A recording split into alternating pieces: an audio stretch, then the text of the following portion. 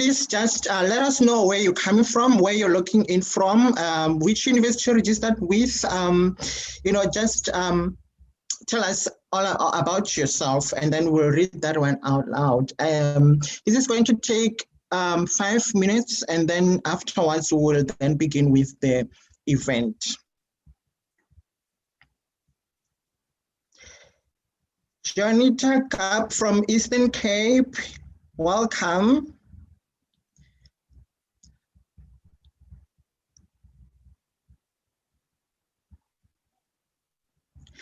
Natasha Maharaj from Centurion, thank you so much for joining. Lindani Nkomo from UJSP, Fine Arts Warren. Lesiwa from New York City, wow, welcome. Perisha Chetty from Cape Town. Maurice Boshoff, Travis D. Hendricks, Edu Erin.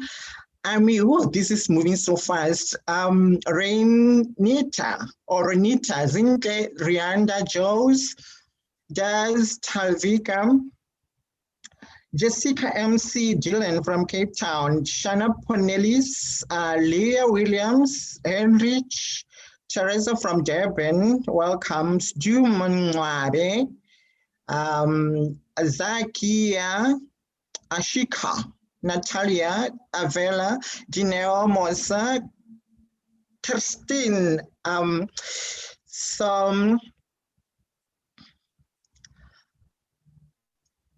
I would like to welcome everyone. Thank you guys for letting us know where you're logging in from.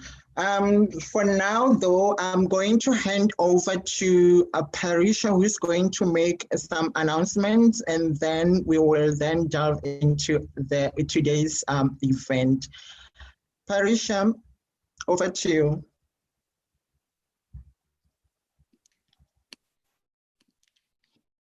Hi there, my name is Purusha Chetty. Thank you so much, Kone. I'll just be giving a few announcements before we start this evening's event. So this is our second event in our 3-part mental health series. First, we had talk about mental health and stress management through arts, where Maura Hamilton joined us, and she taught us how to take a step back and release our artistic talents as a form of catharsis. And tonight we are honored to have experts in the field talk us through psychological distress, its prevalence and its implications, and coping with strategies. I really hope and look forward to this talk because I think it's very relevant to everyone. And then lastly, our final event will be on the 8th of June, and our keynote speaker will be Francesca Favero, who will be presenting on the topic of coping with stress and academic pressures. This talk will be aimed at high-achieving students who struggle with managing perfectionism and academic stress. Thank you so much to all the panelists today. We are so excited for this talk. And finally, I just want to remind everyone that when they do have questions, could you please post it in the question and answer section and not in the chat. Over to you, MK.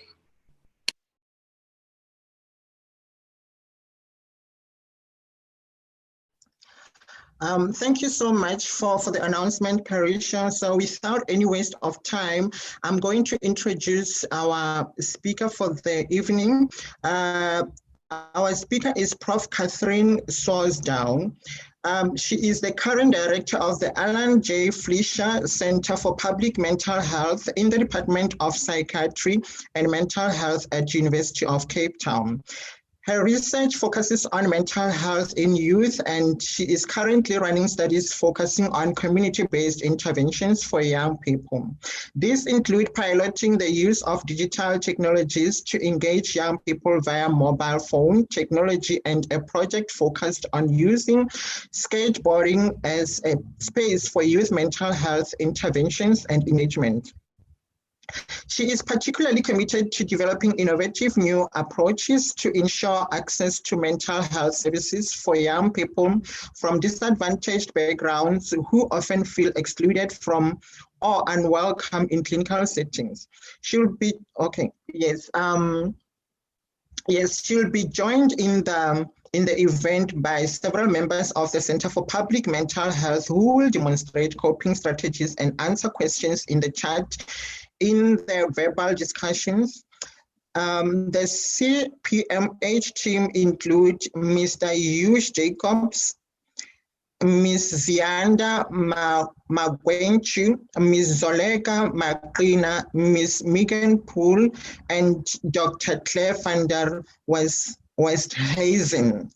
I would like us to take this moment to welcome our speaker, Prof. Catherine Swordsdale. Over to you. Thank you very much, and thank you for that wonderful introduction. I'd first just like to acknowledge the golden key Southern Africa just in identifying and pursuing mental health as a really important area of discussion, because as you know, mental health is often quite marginalized. And also for the invitation today. It really is an honor to be here. As it was mentioned, I'm not going to be facilitating this discussion or webinar alone. I have some really wonderful colleagues from the center. As mentioned, we have Claire, who's a medical doctor and senior lecturer in the department. I have Megan, UJ, and Zigandu, who are registered counselors working in the communities, and Zoleka, who's a social worker. So hopefully if you have any questions that they're able to answer on the side, they'll be able to do that. And hopefully we can then bring everyone together at the end. So I'll just share my presentation. Just give me 1 second.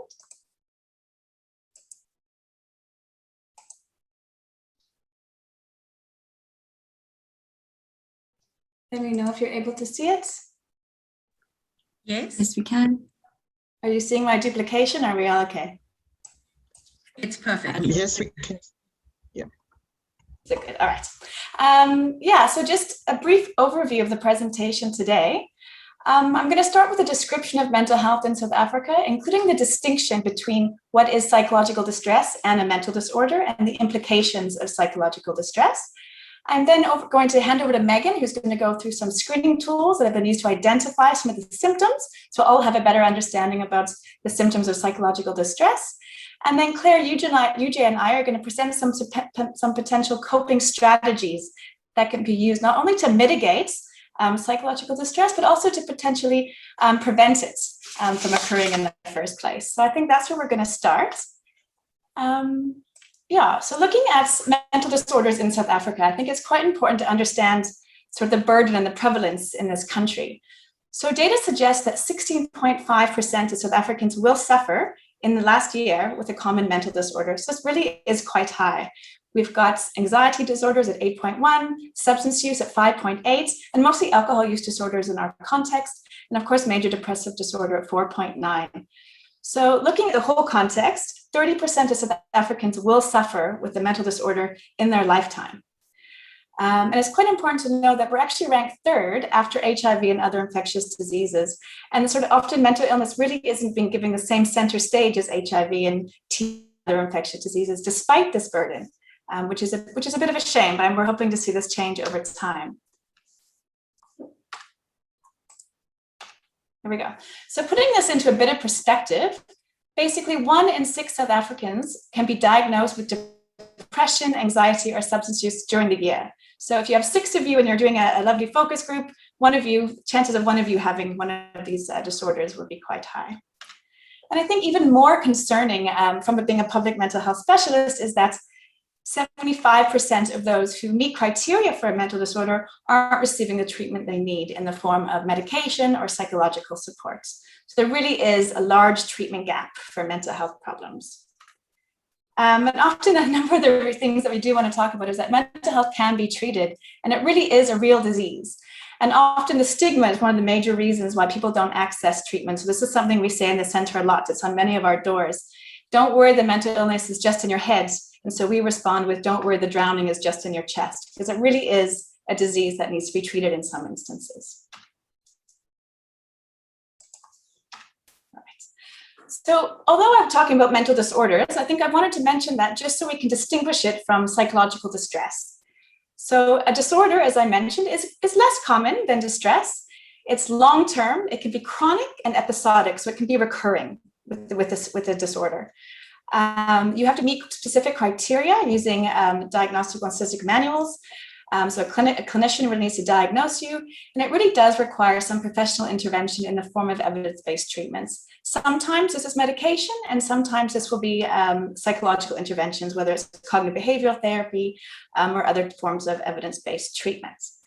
On the other hand, stress is very common. I mean, we all have seen different aspects of stress, especially the last year, and it can be a response to environmental challenges. It's often short-term and doesn't significantly impair your long-term functioning, but really does impact your short-term functioning. There's no formal mental health diagnosis in the sense as you would with the disorder, and it doesn't necessarily require the same amount of treatments, but you do sometimes need to do something, and it usually responds well to self-help and community support, so engaging the resources that an individual has. There's quite a distinction between distress and a disorder, although if distress goes on for a long period of time, it can deteriorate into a mental health disorder or a mental disorder. So we tend to look, many people think I have a disorder or I don't, and it's very categorical. So in the center, we don't believe that. We believe that mental health is very much on a continuum. And this is kind of the way the global mental health movement is going. So on the one side, you've got mental health, healthy functioning and strong coping, resilient, you're socially engaged and resourceful. So when something gets thrown at you, you're able to cope with it because you're prepared, you're in a good space. But often many of us sometimes will go through mental distress, so you're stressed or miserable. Symptoms are few, so you don't have a cluster of symptoms like you do with a more severe mental disorder, but they may have a small effect on your daily functioning. So it's important to understand that mental distress does happen to many people at different times, but it doesn't necessarily mean you have a mental illness. And as you go down to the continuum, you will potentially have, not you will, but you could have a mental illness. So depressed or anxious or other forms of mental disorders. These can be, symptoms are many, very long lasting, has to be more than 2 weeks or more to be a mental illness. Severe impact on everyday functioning, poor coping, and social withdrawal. So with these symptoms, you can see that when you feel like this, if you don't do anything about it, you constantly go kind of back into the pit, the worry pit, we call it. But we will go into that in a bit more detail. So if we're looking at mental health as a continuum, I think it's useful to keep the following points in mind. So one is the natural state of a human is not only happy. We are able to experience a whole range of emotions, and we can have many different thoughts and feelings in a day. And of course, second, daily life and events around us influence our mental health. And sometimes we can experience symptoms which represent a normal reaction to an event. And I think we've all kind of been through this during COVID. So, during the pandemic, many people experienced difficult emotions relating to being isolated, and many engaged with different coping strategies. You've heard stories of, home exercise, bread making. A lot of people are making bread and messaging friends and doing things on Zoom, bingo, or other forms of some kind of social support. So I think when we see mental health symptoms in normal life, it's not happy or sad. It's very much a fluctuation. And then we'll go to the common effects of stress. It can have an effect on your body, on your mood, and your behavior. So, and different people present in different ways. So sometimes it's more physical, whether it's headache, muscle tension or pain, chest pain, fatigue, change in sex drive, stomach upset, or sleep problems. So that's just the body. Sometimes it manifests very differently in different people, whereas others is more in their mood. They might have some anxiety, restlessness, lack of motivation or focus, feeling overwhelmed by everything around them, irritability or anger or sadness or depression.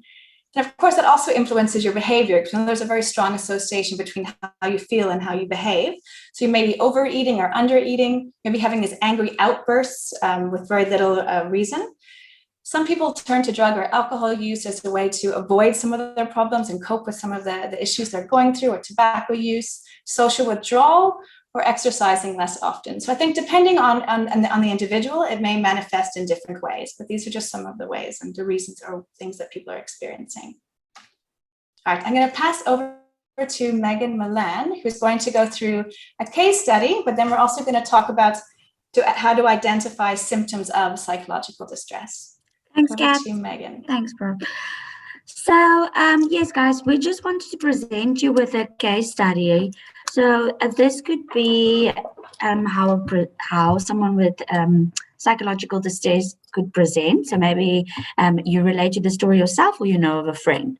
So I'm just quickly going to read through it. And it says that Anele is an undergraduate student and has traveled far from his home for the first time to attend university. He stays alone close to campus. Recently, Anele has noticed that he has become increasingly anxious and finds that he cannot concentrate in class or keep up with assignments and deadlines. He has started considering dropping out a few subjects or dropping out altogether. He finds coping with several subjects at once very challenging, and he feels that he doesn't understand most of the coursework. He started thinking that he's not as good as his classmates, and so Anele has become increasingly worried about failing, and he can't seem to stop having these negative thoughts. In addition, attending class on the new online teaching platform has contributed to him feeling very lonely. He has started to find that he is always tired and that he feels that he doesn't care if he fails. Anele no longer enjoys playing sports, online gaming, or going out with friends. So, his sleep patterns have changed. He wakes up more frequently at night, and this causes him to feel unproductive during the day. Anele has started smoking half a pack of cigarettes a day, and he has also started drinking alone to forget about his problems. After using alcohol, he seems to get into verbal fights with his family and friends over small things. So I think, as Prof. Swordsdale has highlighted in the previous slide, these are some of the common symptoms that someone could present with. And again, that fluctuation, some days may be good, you're feeling like you're able to cope, but generally, if it's a form of psychological distress or mental illness, you would present with these kinds of symptoms for a longer period of time. So I think we can go over to the next slide. So we've briefly mentioned screening tools. And so screening tools are often used in mental health communities, in health clinics. And these are ways that these are forms or tools that help us determine whether someone is at risk for developing depression or anxiety or substance use disorder. So it's very important to know that although you might meet criteria for a mental disorder, for example, it's not to say that this is a diagnosis. It's just to say that you are at risk and you should possibly seek some further assistance. So the way that this questionnaire would work is you would probably, you would see a counselor, and then the counselor would ask you that below I have a list of ways that you feel or behave in the past 2 weeks. So that's really important to remember. It's not in the past month or the past 3 weeks, it's just in the past 2 weeks. So they would ask you a couple of questions like we've highlighted. Have you been bothered by things that don't usually bother you? Have you felt depressed? And then we would score you. So based on your answer, really none of the time in those 2 weeks period, some or little of the time in the 2 week period, and occasionally in a moderate amount of time during the 2 week period, and also most or all of the time. So I'm wondering if we could maybe just set aside 1 or 2 minutes where people could maybe answer these questions for themselves. And then if you have anything, we could also bring that up in the Q&A. So just a minute where people can just go, quickly run through it. But at your request, we are able to send these materials through to you if you'd like to view them in depth.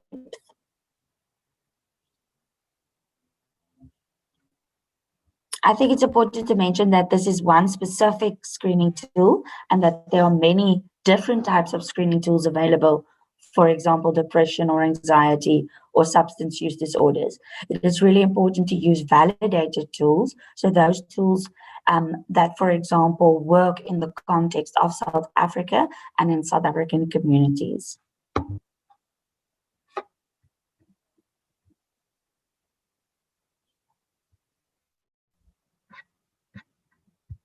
All right.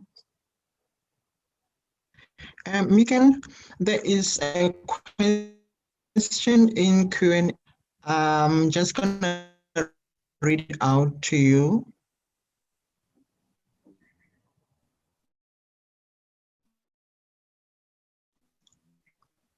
Yes. Can you hear me? Yeah. The question is, what is a slumbering depression? That's the first question. And the second one is, schizophrenia, can you provide me with a simplified definition of what it actually refers to? So I don't know if one of my colleagues would like to chip in around the slumbering depression. Prof. Swordsdale? I'm able to give you a brief definition of what schizophrenia is. Yeah. So slumbering depression is not in the DSM-5. So I think from our side, we go through what is in our criteria. So I think slumbering depression is probably a localized term for just mild or moderate depression symptoms. Yeah, but it's not, if it's not in the DSM-5 for us, it's not a diagnosis. Yeah. But maybe, and also maybe just before Megan, before you go to schizophrenia. So now we're talking about common mental disorders, which is depression, anxiety, and substance use. They're much more common in the population. When it comes to schizophrenia, bipolar, the prevalence is much less. It has a very much more of a genetic basis in some cases, although triggered by the environment. But they're severe mental illnesses that do require a lot more treatment. But do have severe functioning and impairment, obviously. Yeah, but I'll hand it back over to you, Megs. Yeah. Thanks, Gav. So yes, I also wonder slumbering depression could probably mean to seasonal depression. Sometimes people have a lack of vitamin D during winter, they feel a bit more depressed. So that could be. And then as Prof. Swordsdale mentioned, schizophrenia is a really severe common mental disorder, and that is not in the topic of psychological distress. So people have, for example, hallucinations or which could be auditory or visual. So I think that's a different subject that we could also take offline. And I do see there are some questions around how anxiety manifests and how it's developed. And so to briefly answer that is that it could be a combination of things. It could be environmental things. There could be a change in your personal life. So we know that things like moving, divorce, getting married, death in families, these are things that could create anxiety. And then depending on how your coping strategies are structured, it could either develop into, a more progressive anxiety state, or it could be you could, for example, employ some self-help techniques, and over a period of time, you found that you've coped well with that anxiety or that in that time frame, in that period. All right. So I'm wondering, should we answer more of the questions, or should we move on to the next section? I just thinking we should move on to the next section because, yes, of course, we do not have time, and then we'll come back to these questions. Okay. All right. Thank you. So after you've circled some of these questions, you would come up to a score. And so, Kat, I think we can go to the next slide. And for that specific scale, which we call the CSD-10 scale, if you have a score of 10 or above, that means that you are at risk for developing depression. So it would be good for you to monitor those symptoms for how long they are, and then also to seek some help in the form of, we'll discuss that also. There's a lot of ways that you could seek some support to help you cope with these symptoms. If they do persist for a longer period, then that could mean that you require some more specialized help in the form of a counselor, psychologist, or a psychiatrist. And so that was a scale for depression or symptoms of depression. And we have similar scales that focus on anxiety. So this could be a generalized anxiety disorder. Again, to mention that this does not mean that you have anxiety disorder, but you're possibly experiencing a lot of symptoms that could put you at risk for developing. And again, you could monitor how many weeks it's taking place, whether it's increasing in severity. And again, we have a couple of questions. These are 7 questions. And again, highlighted to the previous slides, they mostly manifest physically. And so, for example, are you feeling worried, nervous, or on edge? And these are not just in relation to a specific incident. It's generally, have you been feeling that way? And have you had difficulty stopping or controlling your worrying thoughts, and difficulty relaxing or feeling afraid as if something awful might happen, although there's nothing looming?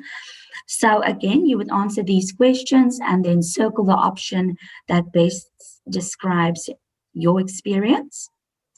We then also calculate the scores, and then you could give yourself a couple of minutes, or we could come back to this if you'd like to complete this. But we also have a scoring system. I don't know, Kat, if you'd like to go to the next slide. And so if you get the following scores, 0 to 5, that means that you're currently experiencing minimal anxiety. So normal anxiety in relation to environmental situations. 6 to 10 is mild anxiety, which I think is also, again, a fluctuation that we go through depending on situations or current events in our lives. Then from 10 to 15 is moderate anxiety. So again, you just like to monitor it, see whether it kind of decreases back to mild anxiety or whether it progresses to the severe anxiety category. And that's the score of 15 or more.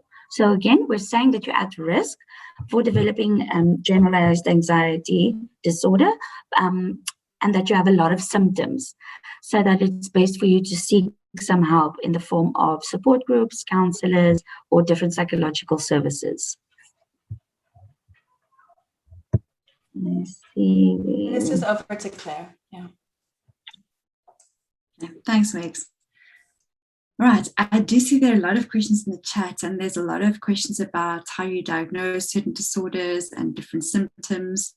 I just want to mention, we're going to put this up right at the end, but the South African Depression and Anxiety Group, SADAG, has a lot of great information on different types of mental disorders. So just in case we don't get to all of these, I just thought I'd just say there is information available. All right, so I just want to talk about, we've spoken about what psychological distress is, we've spoken about disorders, and Meg's taken us through the screening tool. And I just want to talk about where we can actually get help. So in global mental health or public mental health, when we talk about mental health care, we often bring out this World Health Organization optimal mix of services pyramid. And as you can see, the bright green at the bottom is actually self-care. So this is something that we all need to do daily, whether we're feeling well or not.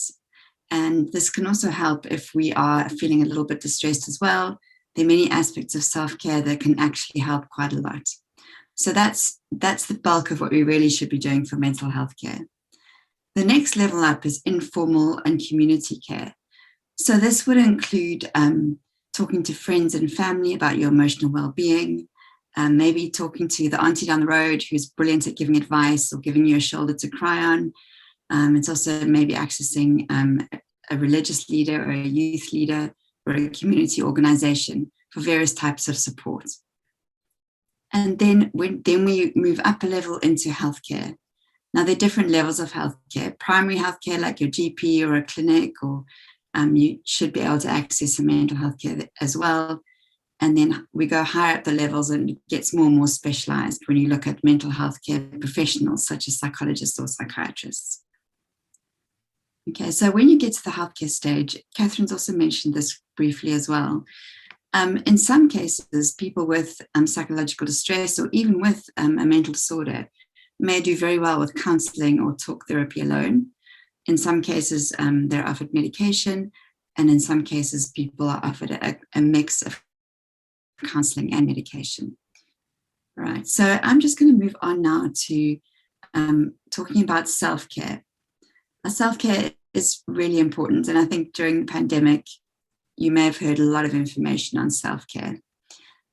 So I think it's just really important for us all to remember that even doing the basics, sleep, diet, exercise, even in the mental health research, these basic aspects of self-care can really go a long way in promoting mental health and preventing mental health problems. And we can also look at various things such as screen time, time on social media, and just also routine and time management is a very important part. And also friends and family for social support. So just normal socializing is also part of your own self-care. And when you think about time management, it's also a good idea to maybe schedule those put those in your schedule. So exercise and visiting family or friends. Okay, so now what we're going to do now is we're going to talk about some coping strategies and some psychological techniques. We've got behavioral activation, reframing, mindfulness, and self-compassion. So we're going to introduce each of these strategies briefly, and then we're going to try some exercises together. So now I'm going to hand over to you, Jay. Thank you so much, Claire. So one of the main strategies or coping strategies we can use is behavioral activation. And as the word suggests, or the name suggests, it is activating a certain behavior of ours. Perhaps we can think about it in terms of a car. In order for us to drive a car and to get a car actually moving, there are a few certain things that we need to do, such as inserting the key, turning the ignition, put the car into gear, so that the car can move forward and drive. Now, in a similar sense, behavioral activation, in order for behavioral activation to work, we need to do a few things to get ourselves going. Now, to start this process, we need to explore how what we do affects how we feel. Now, everyone here can agree with me that everyone feels stressed from time to time. It is just part of being a human being. Perhaps it's due to our work, perhaps it's due to university, exams, but we all experience some stress at some point in our lives. Now, stress sometimes gives us unnecessary bad reputation, and understandably so. But stress can, in some situations, be our friend. Now, a little bit of stress can be helpful because why? It helps us to meet our goals. Perhaps we have that important presentation or the deadline for tomorrow, or maybe even a test or an exam that we need to prepare for. So a little bit of stress, it keeps us focused, it keeps us alert, and it helps us to move forward and attain our goals. Now, the problem comes, and where the bad reputation of stress comes in, is when we experience too much stress. And in those situations, too much stress due to several problems that we experience maybe at one time. And under those circumstances, stress can be very unhelpful. Now, too much stress, it can stop us from doing the fun and important activities that make us feel better about ourselves, or even to make us feel good about life in general. And when this happens, it is easy to avoid the things that we need to do to meet our important goals, and also to solve the problems that are currently occurring in our lives. Now, in the same way that some activities can make us feel happier and give us a sense of achievement, there are some activities that can actually make us feel worse about ourselves and our circumstances. For example, instead of doing that important assignment or preparing for that important presentation that is due soon, we just end up laying on the couch and watching TV all day long. Perhaps it's that favorite series that everyone is talking about at the office or even at university. So afterwards, after having binged the whole day and laying and just watching TV, you realize that, oh, but I still have this deadline that I have to meet, and now I'm unprepared. And then you end up feeling much worse than even before you started watching TV. So we can see that the longer we wait, the harder it is to start. And this is especially true if we're feeling really stressed about our problems and everything that's going on in our lives. So it's easy to get into this negative pattern of doing nothing and avoiding the important things in our lives that we need to do in order to attain our goals. But the good news is that every one of us have the ability to break the cycle and to stop yourself from feeling stressed by getting up and actually doing something. And this can be little things in our environment, in our lives, things that we find enjoyable and fun, or even those small activities on our to-do list that we've been putting off that can give us a sense of that we're meeting our goals, one bit at a time. Now, becoming more active can actually help us in many ways, or at least in this case, two ways. Like one, it can actually help us to feel better. Now, why do we say this? Well, it gives our mind something other than your feelings to focus on. Think about it this way. In an activity that we maybe, have fun, maybe if we're at the beach while swimming, maybe it's gym while exercising, do we actually think about the problems in our life? Maybe it's playing a game with family and friends. I'm sure that none of us think about the problems at that time. We focus on the things that we're doing. In other words, we focus on the fun that we're laughter that we're experiencing. And in that sense, we end up feeling much better about life in general. So even doing those small tasks can help you to feel like you are moving forward and reaching your goals. And this can give you the sense that I'm actually in control of my life instead of feeling that everything is chaotic. The second part is that it can actually help you to feel less tired, because often when you're feeling less tired and feeling sad, you just want to sit around and do nothing. But this can actually make us feel worse, like we mentioned before. So it may seem difficult at first, but it's not impossible. So we are all encouraged to get up and do something, regardless of how big or small the task is at hand. Now, many times, activities that we do can be grouped into two categories. These are activities that are fun and relaxing, and also activities that gives us a sense of achievement. Now, activities that are fun and relaxing can be anything that make you feel good about yourself, whether it's to go to the gym, whether it's going to the beach, going for a run while we're listening to your favorite music. So all those things can give you a sense of that you are having fun and relaxed. The other group is, or the other category is activities that actually gives you a sense of achievement.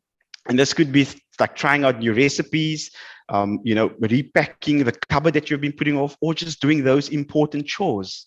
So what you then want to do is you want to identify all these activities, put them into one of these two groups, and then assign one of those activities under each one of those groups and try and implement it in your environment. Now, it may be difficult at first because remember, you're feeling stressed, you're feeling tired. But remember, the more you do it, the more you implement those activities, the better you will start to feel, because you are feeling now that you have more control over your life and that you have a sense that you are feeling forward. So I want to hand over to Catherine that's going to speak more about these activities. Thanks, UJ. So behavioral activation is quite an easy coping strategy, but you do have to actually implement it, which is often the struggles.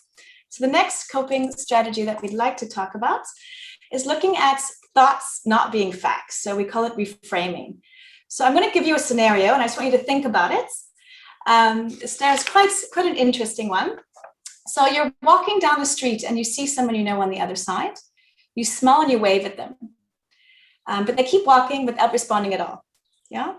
So how do you feel if this happens? What kind of emotions would come up? What kind of thoughts would come up? I'll just give you 1 minute. We don't have too much time left. This went very, very quickly. But just give us some thoughts on how you would react to someone that you think is ignoring you, essentially.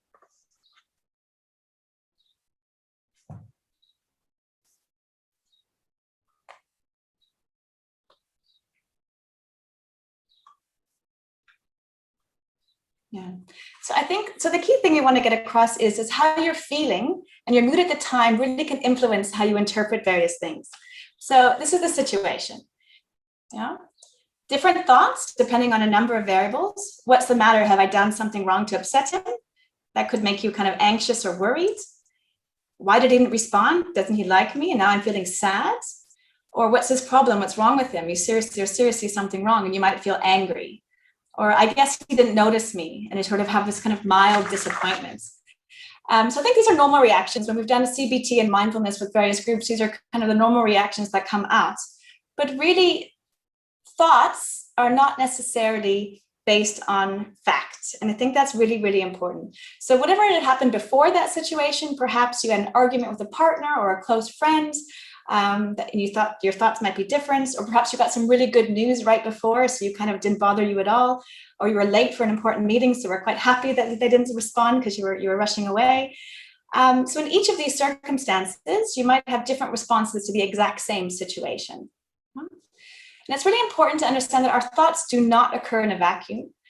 And they are not objective, and we're not really an objective statement of facts. Our thoughts aren't objective. They're influenced by so many things. As I mentioned, they're influenced by the mood and how we're feeling at the time, our past experiences and things that have happened to us before. It's about views we hold about ourselves and the world around us influences how we interpret that situation. And our minds are constantly just trying to make meaning of these experiences. And these are just based on partial information. And the conclusions we draw go way beyond the fact of the actual situation that are right in front of us. So I think that's really important. Just be mindful of. So this is really just providing some information on thoughts are not facts. They're simply a subjective interpretation of the experiences and where we are in our lives at that point. And I think often people get in a lot of trouble when we start treating our thoughts as facts, as opposed to just parts of the parts of the interpretation or the information that tell a story from a situation. So it's always just important to keep that in mind when you're behaving or reacting to a certain situation. It's not the whole story, and you need to understand the feelings that have resulted from those thoughts, that are based on a situation that could be interpreted very differently by 2 different or 3 different people. All right, over to Claire for some mindfulness. Thanks, Kat. Okay, I see there's a lot of activity in the Q&A. This is wonderful.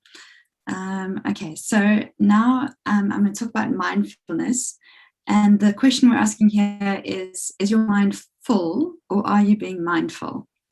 So when we say mindfulness, people may think of a number of different things. Some may picture a Buddhist monk meditating on a mountaintop. Others may think of lying on the grass and watching clouds pass by. But really, when we speak about mindfulness, we just mean paying attention to your experience right now and living in the moment.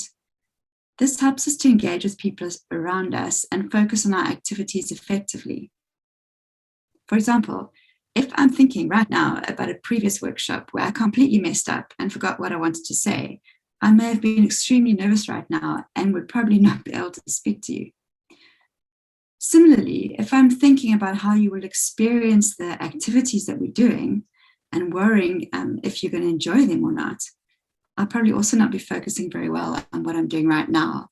And this is my priority now, is talking to you and looking at the Q&A and really having a good time together as we engage on mental health. So as you can see, being pulled into the past or the future in my thinking can have a negative impact on the present. We can practice mindfulness so we are able to live in the present more often in our daily lives. So what we're going to do now is we're going to practice 2 exercises. If we have time, I think we may do at least for one of them. And these are designed to take your mind off the worry train or take you out of autopilot and bring your attention back to your current experience. So let's start off with grounding. Grounding is a technique that helps keep us in the present moment. It helps bring us back to the here and now. Grounding is especially useful for managing emotional storms because when storms arrive, we often get so lost in what we are thinking and how we are feeling, we lose track of where we are right now. So let's now try a brief grounding exercise. You can practice this exercise no matter how you are feeling right now. Even if you feel fine at this moment and no difficult thoughts or feelings are present, you can still practice this exercise. Just follow all the steps. By practicing in this way, even when you feel well, you will prepare yourself for when difficult situations arise. Please do this exercise in silence. We invite you to sit straight. You might wish to close your eyes to help move more deeply into the exercise. If you do not want to close your eyes, then fix your gaze on a spot. Take a moment to notice what you are thinking and how you are feeling right now.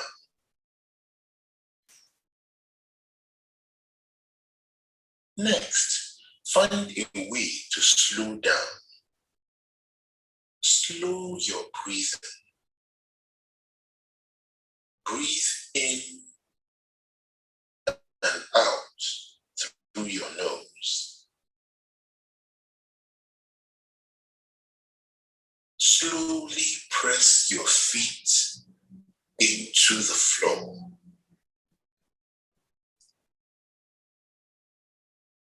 Slowly stretch your arms, or if you prefer, press your hands firmly together. Get a sense of yourself slowing down.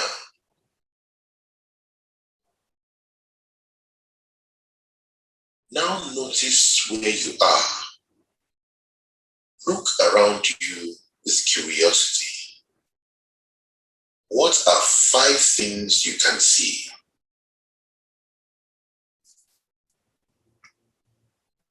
What are 3 or 4 things you can hear?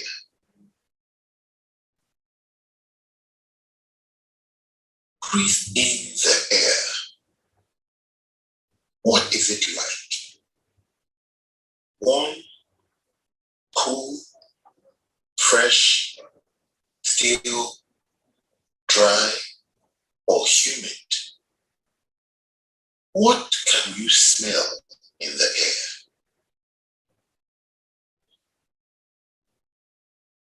air? Notice where you are and what you are doing. Reach out and touch something and notice what it feels like under your fingers.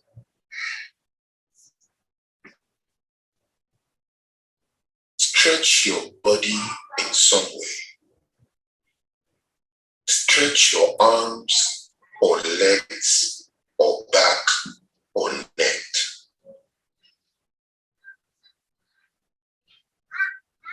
Notice that while there might be difficult thoughts or feelings appearing, there is also a world around you that you can see and hear and smell and touch.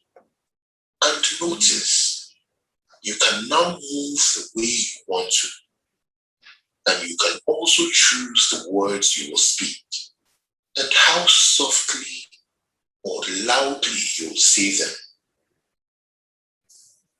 This is important to notice because the way you influence the world around you is through your actions, through what you do, and through the words you say and the way you say them.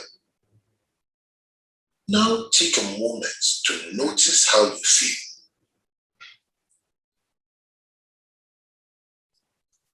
Hopefully you feel a bit more grounded, less lost in your thoughts and feelings, and more connected with the world around you. If this did not happen for you, or if you feel a bit strange, then remember such reactions are common. Usually with practice, these exercises will start to feel more natural and the results will be more powerful.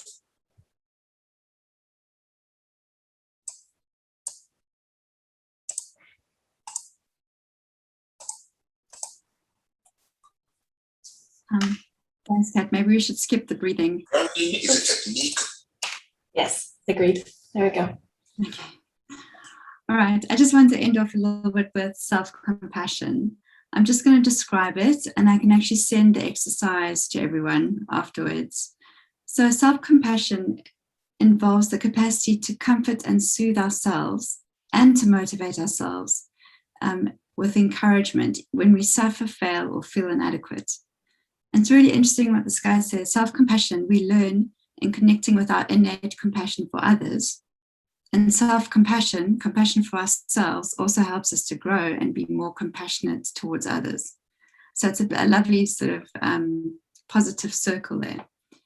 So the practice or the exercise we wanted to try with you, if you look on the internet, there's a number of different exercises for self-compassion. The one I found on positivepsychology.com, it was really about thinking about if you're in a difficult situation, you feel like you're beating yourself up about it, it's really not helpful. Just take a step back and think about how you would treat a loved one. And then compare the two different responses, how you're responding to yourself right now and how you would usually respond to a loved one. And I'm guessing if you're beating yourself up, you would probably respond in a very, very different way to a friend or close family member. So that's just another exercise that you can try at some stage. Yeah, so bottom line is from all of us, be kind to yourself and be kind to others. Yeah, and I think we can go over to Q&A. I'm just finishing up typing a response in the Q&A right now. Thanks, Claire. And also, if you, as we mentioned before, if you are looking for more specific information about various disorders and treatment, or you're looking for counselors or any kind of psychological support in various areas all over South Africa, I would definitely consider calling the South African Depression and Anxiety Group. They do have a 24-hour call center. They have the suicide lines. They do have a wealth of information there. They even actually run some of the student wellness call centers, so it's quite handy. But do check what is available within your work environment or the universities themselves, and what kind of support that's you're looking for. Great. We do have some more time for questions. Are we missing a few here?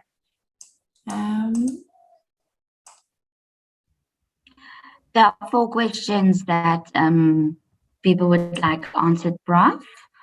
I think the first one was from Chin Yu Jen, that said, in reframing situations, thoughts, feelings, Meg, when sorry, or I'm busy typing. Are you at your front? Okay. Thanks, Claire. So, Sorry, I'm a bit slow. I'm getting there. okay, our anonymous attendee has asked, at which point do you see that you are in need of help?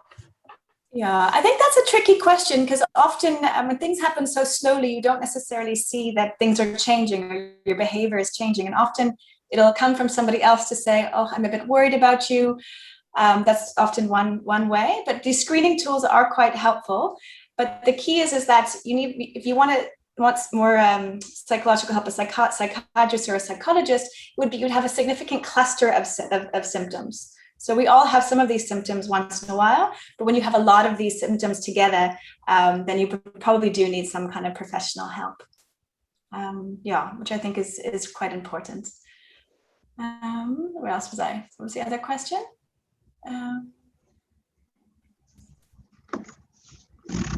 Get the mindfulness exercises. Yeah, it is possible to be undiagnosed ADHD at 21. I think it depends. It also has a cluster of symptoms. There are some screening tools online that we can send to you.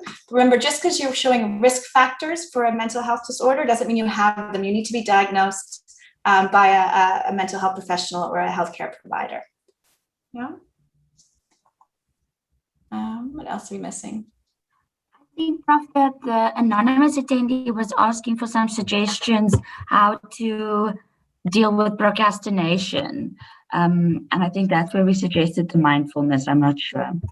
Yeah, and I think for procrastination, also behavioral activation is quite a good one, because procrastination is one of those things you're avoiding something, and the more you avoid something, the more stressful it gets, and that kind of feeds into that cycle. So we will send the presentation around. So this kind of behavioral activation is quite helpful. The problem is sticking to it. Sometimes people would benefit from having sort of a buddy system. So if you had come up with a specific plan to do something that makes you proud or is relaxing, probably in this case, you need to do an activity that makes you proud or gives a sense of pride to make sure that you actually fulfill what you were going to do. How do I deal with some shame associated with having a mental illness? How do I explain it to my family, friends, and colleagues? I think that is a really good question, and this comes up quite a lot, because I think the stigma associated in the community for mental health problems is quite challenging. I think that if you do feel comfortable disclosing, which interesting enough, particularly in the work environment, which is a bit of a shame, often people don't tend to shy away from disclosing. But one option is that we do have some interventions for giving information on how to disclose to a family and your friends, if you do feel comfortable. Often, just like any kind of disclosure of any kind of chronic disease, it would be useful to start with people that you think would be more understanding, so you can get used to the language and kind of feeling more comfortable with sharing your experiences, and then going to those who you may be unsure about. Yeah. Where am I now? Sorry, lots of questions. Getting help is costly, and medical aids are unable to cover. Yeah.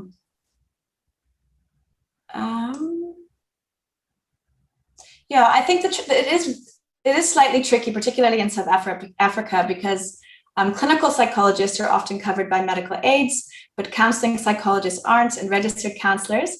I think there are some NGOs that are offering 3 to 4 sessions of cognitive behavioral therapy, so we can give that kind of information. What else was the question? Yeah, but I think you can get also resources online. SADAG also does offer some online supports if needed. What else we are? Sorry, Prof. I do want to mention that Puzzle of My Life is offering all Golden Key members free counseling. So as a Golden Key member, if they go onto the Golden Key Academy, they can contact Puzzle of My Life for free online counseling. Oh, that's wonderful. What a wonderful opportunity. You definitely leverage that. Great. All right. PhD candidates who have symptoms neurotic. Yeah, I think being a PhD student is challenging in so many ways. I think Claire was my PhD student. She might be better to answer. I think PhD program is a lonely place to be, and it is about trying to leverage support systems. I don't know, it is part of the process. Claire, I don't know if you want to answer that. You were a PhD candidate sooner than I was. Thanks, Kat. Well, I was very lucky to have a very supportive supervisor, and I think it's really important to access peer support.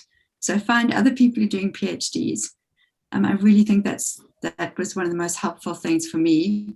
And just talking about, you think you're the only one battling with something, and then there's another PhD student experiencing exactly the same. So I think that's really important. I think anxiety is a feature for many students at university, whether you're undergrad or postgrad. So I think these simple self-care and coping strategies are very important.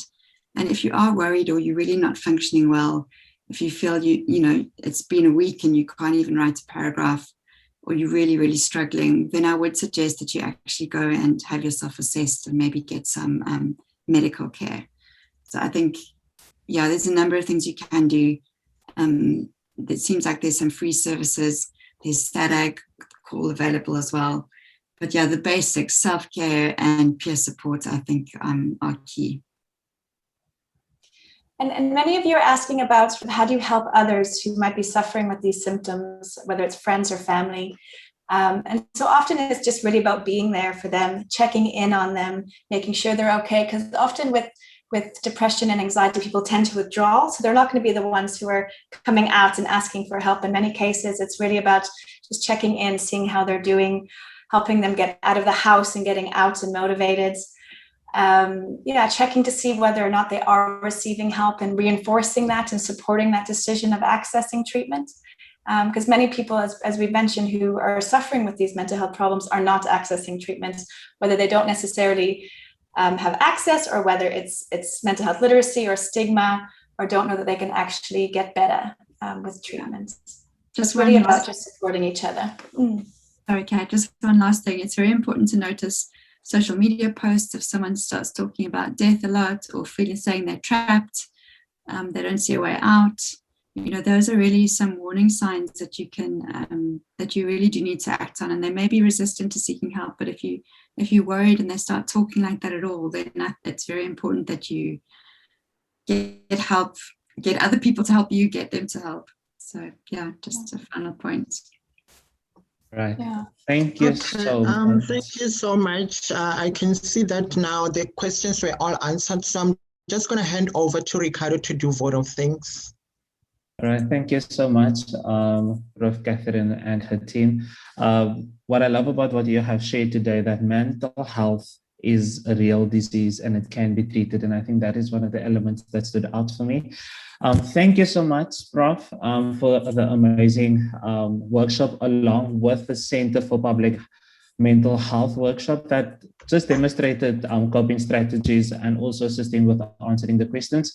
I do want to acknowledge them. So thank you, Mr. Jacobs, Ms. Zianda, Ms. Soleka, Ms. Megan, and Dr. Claire. Thank you so much for your guys' assistance. I also want to thank the head office for this platform by allowing us to share this information. And I also want to say thank you so much for all the attendees today. I must say thank you, South Africa. And I've seen in the chat that we had certain members from Texas, Uganda, Malaysia, California, Milwaukee, New York, Australia, as well as Zambia, Zimbabwe. Thank you so much for everyone tuning in. Once again, thanks, Prof. Catherine, for putting all this together. It was very fruitful and very inspiring as well. Thank you also for the assessment in terms of depression and anxiety. I have learned extremely a lot. Thank you, guys. Thank you, Stellenbosch University, the University of Cape Town, and University of the Western Cape for hosting this event. Looking forward to see you guys on the 8th of June, where we're going to talk about coping with stress and academic pressures. Thank you so much and have a great evening. Thank you. Bye-bye. Thanks, everybody. Bye-bye. Bye, everyone. Bye. Thank you. Bye. Bye-bye, everyone. Thank you for the wonderful workshop. I truly have learned a lot. Thank you so much, everyone. It was amazing. Really appreciate you all. Thanks, guys. We really enjoyed it. Thanks, everyone. Awesome. Bye. Yeah, thank you. Bye-bye. Thank you. Bye, everyone.